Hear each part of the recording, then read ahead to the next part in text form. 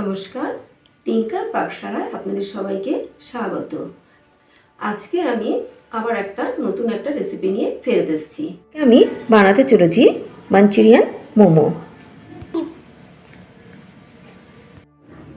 Manchurian বানানোর জন্য আমি এখানে সয়াবিন সেদ্ধ করে নিয়েছি, রসুন কুচি নিয়েছি, কাঁচা লঙ্কা কুচি, ধনেপাতা কুচি নিয়েছি, ক্যাপসিকাম কুচনো আর পেঁয়াজ কুচনো নিয়েছি।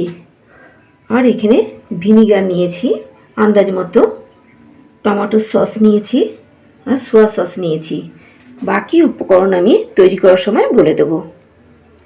আমি এখানে ময়ম দিয়ে আমি মেখে নিয়েছি, আগের থেকে মেখে রেখেছিলাম। এখানে ময়দার মধ্যে আমি 2.5 কাপ ময়দা নিয়েছি, তার মধ্যে 1 টেবিল স্পুন রিফাইন অয়েল আর 1/2 টিস্পুন নুন দিয়ে আমি ময়দাটাকে ময়ম দিয়ে তারপরে ভালো করে ময়দাটাকে মেখে রেখেছি। ময়দাটাকে আমি আধ ঘন্টার জন্য মেখে আমি ঢাকা দিয়ে রেখেছিলাম। আমি এখানে কড়াই গরমে বসিয়ে দিয়েছি। কড়াই গরম হয়ে গেছে, এবার কড়াইতে আমি অল্প রিফাইন অয়েল দিয়ে দেবো। আমি এখানে সয়াবিনগুলোকে মিক্সিতে পেস্ট করে নেবো। যাদের কাছে মিক্সি গ্রাইন্ডার নেই তারা হাত দিয়েও এটাকে মেখে নিতে পারবেন। এই যে এরকমভাবে পেস্ট করবেন, যেন একদম মিহি করবেন না, সামান্য একটুখানি, মানে খুব গোটা না, সামান্য একটু গোটা গোটা ভাব থাকবে, এরকমভাবে এটাকে পেস্ট করতে হবে। তেল গরম হয়ে গেছে, আমি এখন এর মধ্যে রসুন কুচি দিয়ে দিচ্ছি। রসুন কুচিটা একটু নেড়ে এবার আমি এখানে পেঁয়াজ কুচি দিয়ে দিচ্ছি। আমি এখানে অল্প কুচনো পেঁয়াজ দিয়ে দিলাম।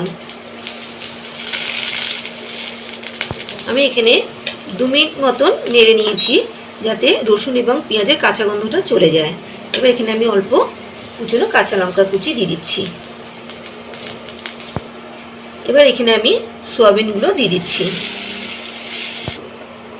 এবার এটাকে আমি একটু নেড়ে দেব। এখানে আমি আন্দাজ মতো লবণ দিয়ে দিচ্ছি, আন্দাজ মতো আমি এখানে হলুদ দিলাম। এবার আমি ভালো করে মিক্সড করে দিচ্ছি। এখানে আমি আন্দাজ মতো 1 টিস্পুন আমি টমেটো সস দিচ্ছি। 1 টিস্পুন আমি এখানে সোয়া সস দিচ্ছি। আমি নুন কম দিয়েছিলাম, এই কারণে সোয়া সসটা নোনতা ভাবটা আছে বলে সেই কারণে আমি একটু নুনটা দেওয়ার সময় কম দিয়েছিলাম।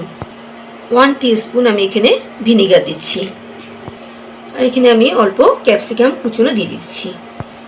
এবার আমি এটাকে ভালো করে আমি একটু নেড়ে নিচ্ছি। এবার আমি এটাকে ভালো করে একটু কষিয়ে নিচ্ছি। পুর তৈরি করা হয়ে গেছে, এবার আমি এটাকে নামিয়ে ফেলছি।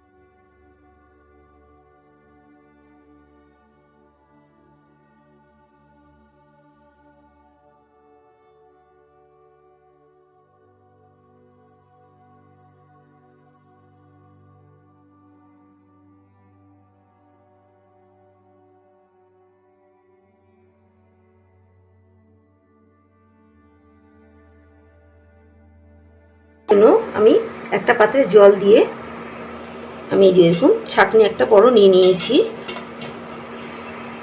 এই যে বড় যে ছাঁকনিটা নিয়েছি তার উপরে আমি একটা পাতলা কাপড় দিয়ে দিয়েছি। এবার আমি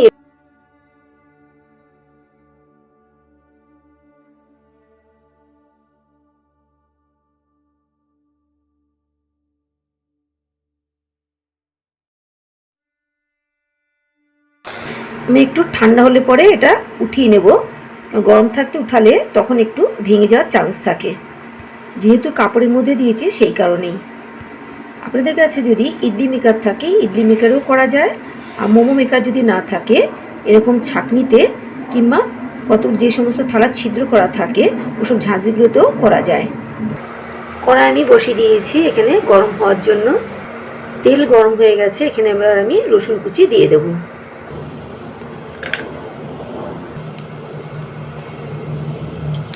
আমি এবার একটু নেড়ে দিচ্ছি। এবার এখানে আমি কুচনো পেঁয়াজ দিয়ে দিচ্ছি। পেঁয়াজ দিয়ে আমি একটু নেড়ে নিচ্ছি। পেঁয়াজ রসুন দুটোরই কাঁচা গন্ধটা চলে যাওয়ার জন্য আমি এটা 1 মিনিট মতো নেড়ে এবার আমি সসগুলোকে আমি দিয়ে দেবো।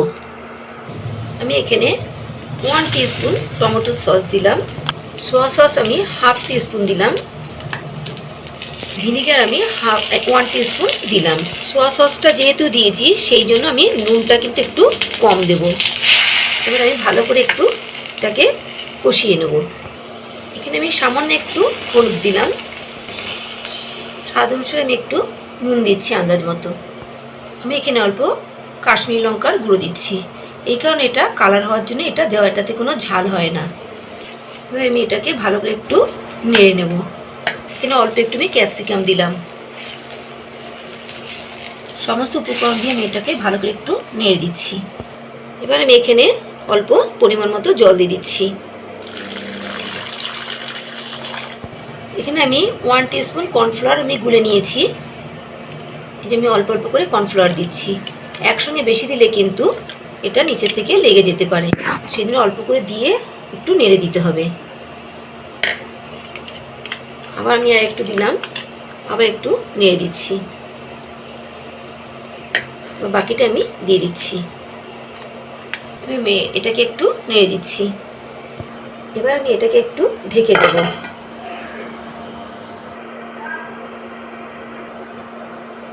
উঠেছে, এবার আমি মোমোগুলোকে দিয়ে দেবো। যেহেতু এগুলো ঠান্ডা হয়ে গেছে এবার ভাঙার ভয়টা কম আছে, সেই জন্য আমি এবার এগুলো তুলে দিয়ে দিচ্ছি।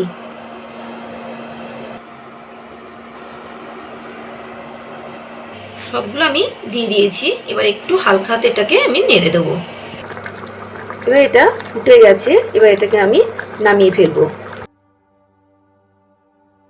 চিকেন হয়ে গেছে। আপনাদের যদি আমার রেসিপিটা ভালো লেগে থাকে অবশ্যই লাইক, শেয়ার এবং সাবস্ক্রাইব করবেন।